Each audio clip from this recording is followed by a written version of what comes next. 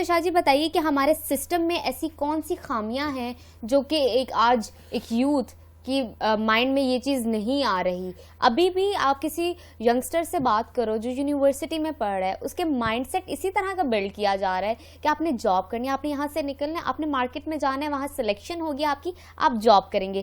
کوئی بھی ٹیچر, کوئی بھی استاد کسی بھی اپنے بچے کو, اسٹوڈنٹ کو اس طرف نہیں لے کر جاتا کہ کریٹو بنو, کوئی چیز پروڈیوس کرو, سوچ کو بہتر کرو, اور سوسائٹی میں کوئی ایسی چیز لاؤ جو آج سے پہلے کسی نے نہیں لائی. کوئی بھی وہاں پہ نہیں لے کے جاتا. اچھا دیکھو اس کی وجہ کیا, جو تیسرا پوائنٹ اسی پہ, رابرٹ کیوسکی یہ کہتا ہے کہ ایجوکیشن سسٹم اور سکسیس, اس میں اتنا کنٹراسٹ اس لیے ہے کہ لوگ پڑھنے لکھنے کے باوجود انجسٹس کا شکار ہوتے ہیں, ناانصافی کا. اور وہ ناانصافی انہوں نے خود اپنے آپ پہ کی ہوتی ہے. وہ کیا کی ہوتی ہے؟ وہ کہتا ہے لوگوں کا پیشن کچھ ہوتا ہے اور لوگوں کا پروفیشن کچھ ہوتا ہے. اور وہ اگلی بات کہتا ہے, جب بھی آپ کا پیشن کچھ ہے اور پروفیشن کچھ ہے, آپ کریٹیو نہیں ہوگے, انوویٹیو نہیں ہوگے. یہ جو نئے نئے آئیڈیاز, نئے نئے ٹرینڈز, نئے نئے کام آتے ہیں, نئے سٹائل لے کر آتے ہیں لوگ, یہ انوویٹیو لوگ لے کر آتے ہیں. آپ کو پتہ ہے یہ جو فیشن میں ساری انوویشن آتی ہے کریٹیو لوگوں کے ذریعے, میوزک میں انوویشن آتی ہے کریٹیو لوگوں کے ذریعے, پینٹنگ میں, آرٹ میں, دنیا میں جتنی انوویشن ہوتی ہے, نئے نئے کام ہوتے ہیں, نئے سٹائل, نئی چیزیں آتی ہیں, نئے سٹرکچر بنائے جاتے ہیں, نئے انجینئرنگ میں کام ہوتے ہیں, کریٹیو لوگ کرتے ہیں. یہ وہ لوگ ہوتے ہیں جن کا پیشن اور پروفیشن ایک ہے. اگر آپ کا پیشن اور پروفیشن ایک ہے تو پھر یاد رکھیے آپ زیادہ انوویٹیو, زیادہ کریٹیو ہوں گے.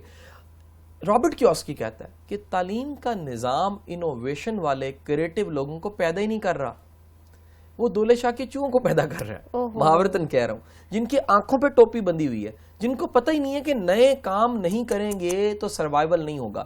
جب نئے آئیڈیاز آپ لے کر آتے ہیں, نئے ٹرینڈز آپ لے کر آتے ہیں, میں ایک چھوٹی سی مثال دوں گا اپنی زندگی میں سے. جب میں ٹریننگ کے پروفیشن میں آیا نیا تو ہمیں ریکارڈنگ سے روکا جاتا تھا. ریکارڈنگ نہیں کرنی, کاپی رائٹ ہے ہمارے لیکچرز کے, ہمارے کانٹینٹ کے. ٹرینرز اپنی سلائیڈیں شیئر نہیں کرتے تھے, ٹرینرز اپنا ڈیٹا شیئر نہیں کرتے تھے. آج زمانہ بدل گیا. میں نے آئیڈیا پکڑ لیا, میرا مائنڈ انوویٹیو تھا اس کام میں.